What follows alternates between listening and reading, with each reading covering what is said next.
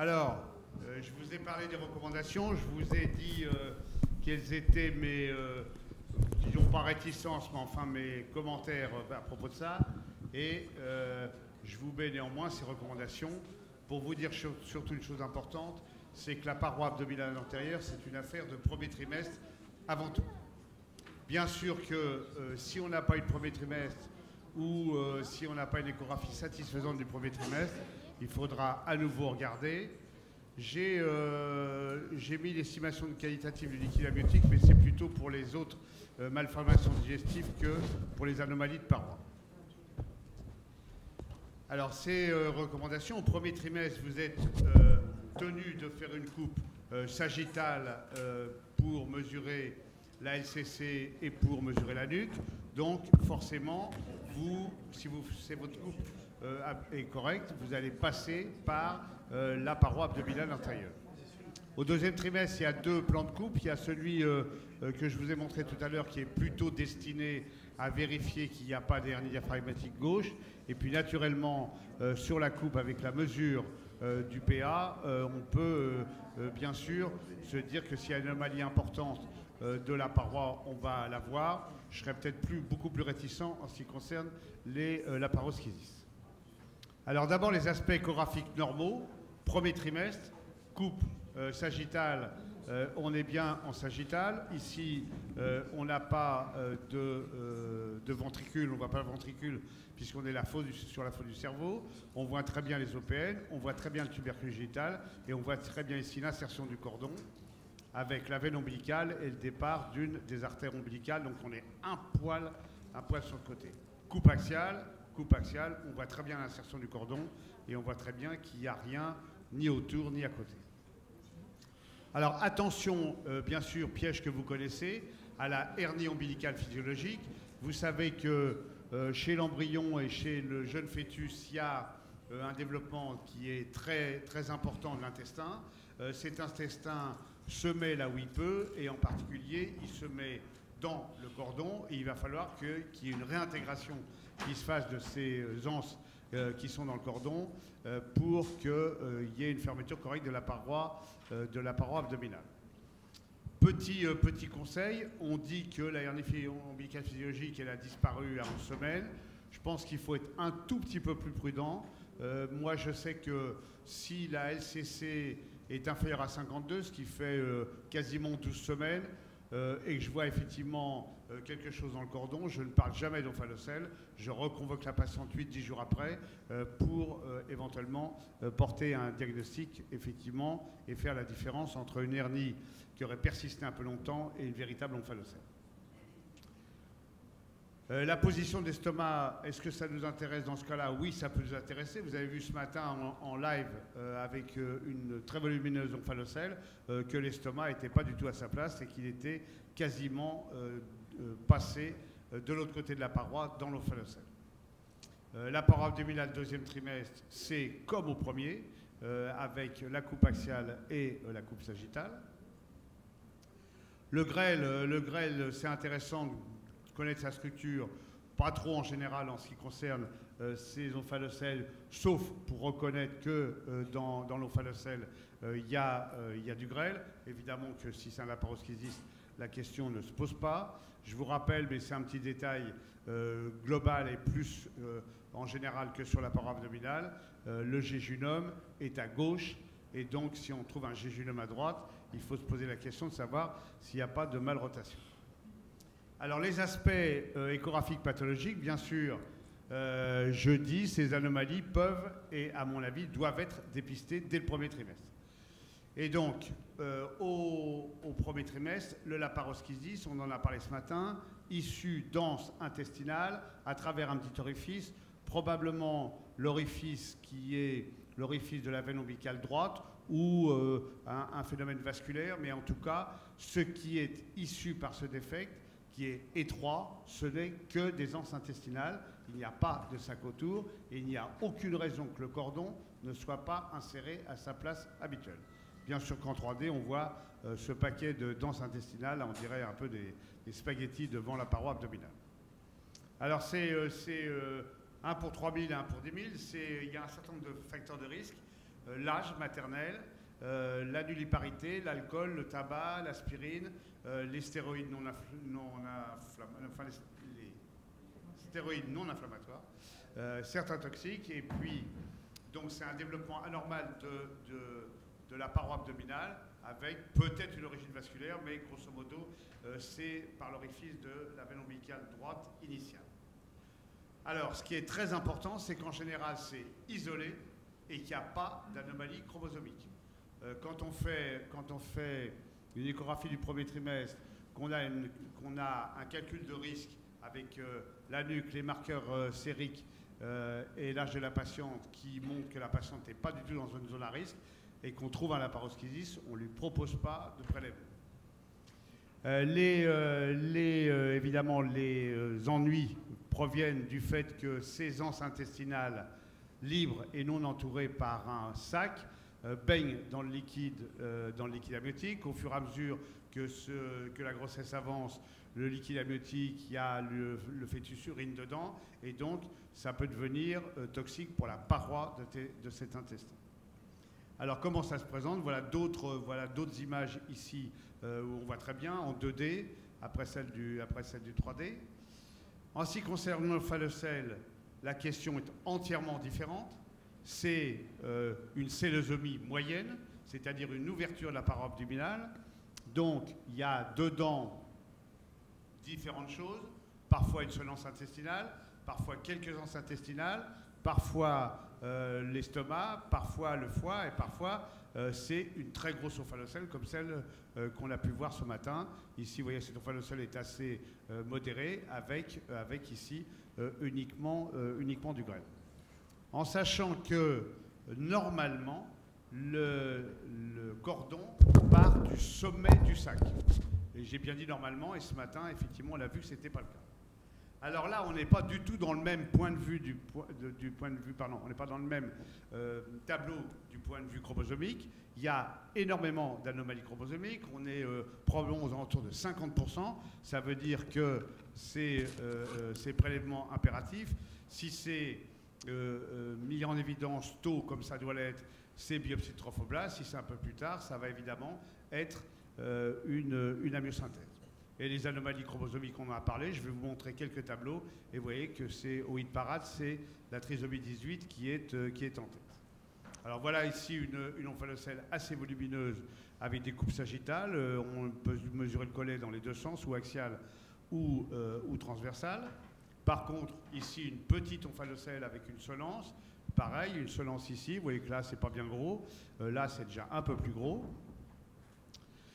Voilà évidemment l'aspect que ça donne en 3D.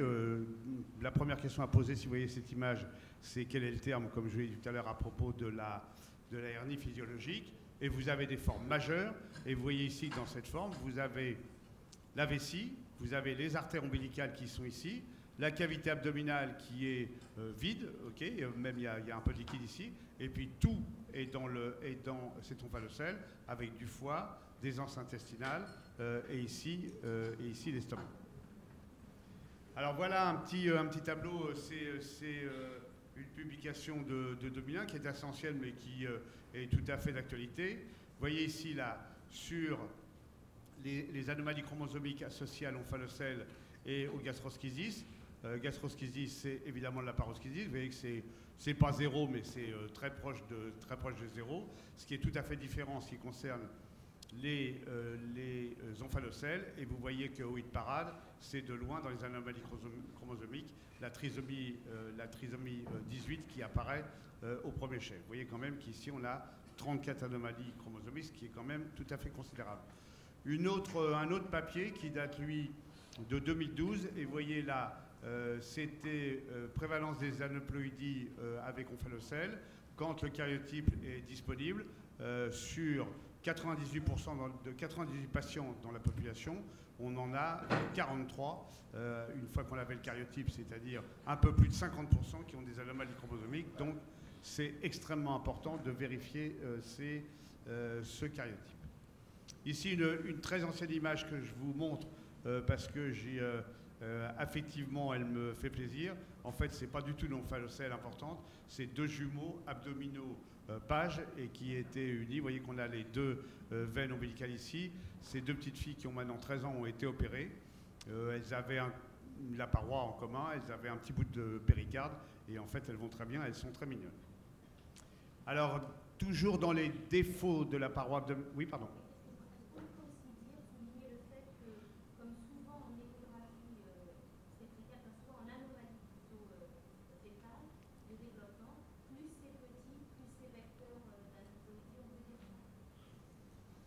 Je ne sais pas répondre à ta question. Je crois pas. Je crois que c'est l'omphalocèle une fois qu'elle est constituée.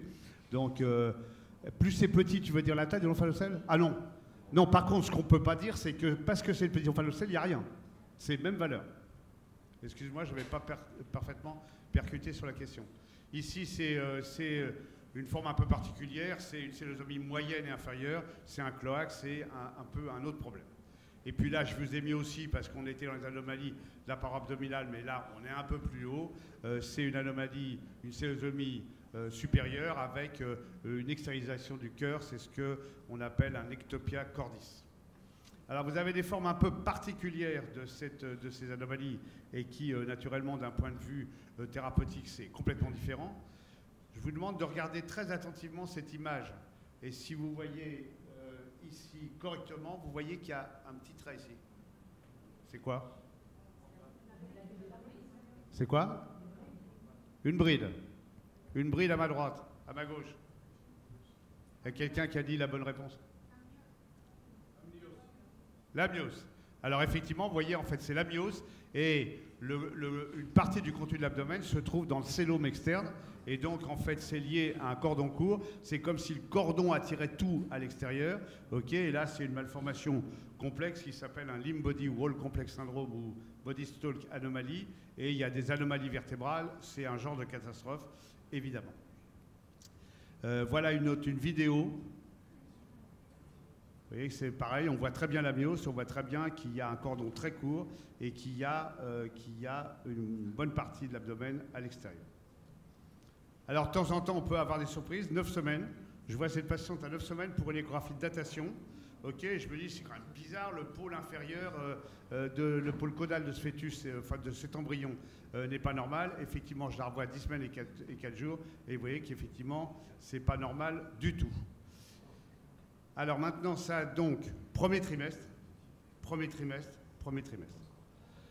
Ensuite, évidemment, parfois, le diagnostic n'est pas fait ou la patiente n'est pas vue au premier trimestre et on se retrouve au second trimestre et vous voyez qu'on a toujours ces anses qui sont ici dans le liquide amniotique, ici une phétopathologie, ici des anses en mode rendu et on voit bien qu'il n'y a rien autour de ces anses et ici pareil ce volumineux paquet.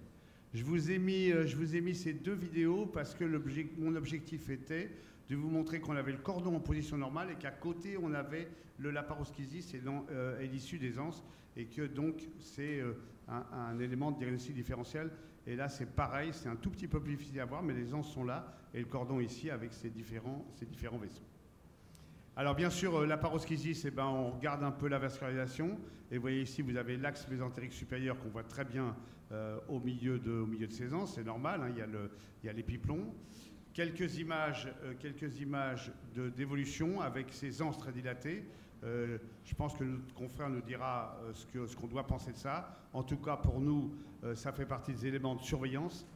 Et surtout, éléments de surveillance dont je vais vous reparler un tout petit peu après. Une forme très particulière qu'on a vue, moi que j'avais vue à Necker il y a quelques années. Il y en a une qui a été vue aussi récemment. Et vous voyez qu'en plus du laparoschisis, on a une extériorisation de la vessie, ce qui laisse penser que l'origine simple dont je vous ai parlé, c'est-à-dire issue à travers l'orifice de la veine ombilicale droite initialement présente, n'est pas si simple que ça. Et je pense effectivement que ça a été probablement l'origine vasculaire de l'anomalie. Alors là, c'est une autre forme encore, et là, c'est l'estomac qui est extériorisé. Vous voyez qu'ici, on mesure une anse, et on a l'estomac et les anses intestinales, et avec d'autres images ici sur la vidéo. Et puis, pour nous, en anténatal, qu'est-ce qui nous importe? C'est probablement un signe qui est deux signes qui sont des signes de souffrance intestinale et de souffrance fœtale. La dilatation du anse intra-abdominal, pour nous, c'est un élément qui est péjoratif. Et puis, la deuxième chose, c'est au niveau du rythme cardiaque, une VCT qui est très basse. Et donc, c'est les deux éléments importants pour nous, pour la surveillance. L'omphalocèle deuxième trimestre, je vous rappelle tout ce que je vous ai dit à propos du premier trimestre, et que c'est un diagnostic de premier trimestre. Vous voyez ici qu'on a une omphalocèle avec un collet très étroit. Vous nous direz si effectivement pour vous c'est quelque chose qui compte. Une omphalocèle plus importante, plutôt un peu dans le genre de celle qu'on a vu ce matin. Bien évidemment qu'on fait pour tout, je veux dire pour la parodontite c'est tout, mais on fait des échographies tout à fait complètes. On va chercher d'autres anomalies. Et en particulier, j'irai chercher quoi là? On en a parlé ce matin. Oui, madame, exactement. Ok, alors voilà quelques autres images en postnatal immédiat, un collet qui est assez large, ici du TUI qui vous montre les différents niveaux. Bien sûr qu'il faut regarder la morphologie cardiaque, il faut regarder la vessie, les reins, le rachis, mais on est naturellement complet sur ce genre d'échographie. Voilà une vidéo avec un balayage. Vous voyez que là, malgré qu'on ait le foie, le cordon paraît être assez au sommet du sac. Et vous voyez qu'il y a quand même dans cette omphalocèle, il y a du monde. Voilà d'autres images en coupe sagittale. Et contrairement à l'image précédente, et c'est un peu quelque chose qui peut être un piège pour vous, ce cordon, en fait là, du fait de la présence du foie, du fait de la bascule, le cordon se retrouve plutôt sur le côté et non pas exactement au sommet du sac comme on l'avait vu jusqu'à présent.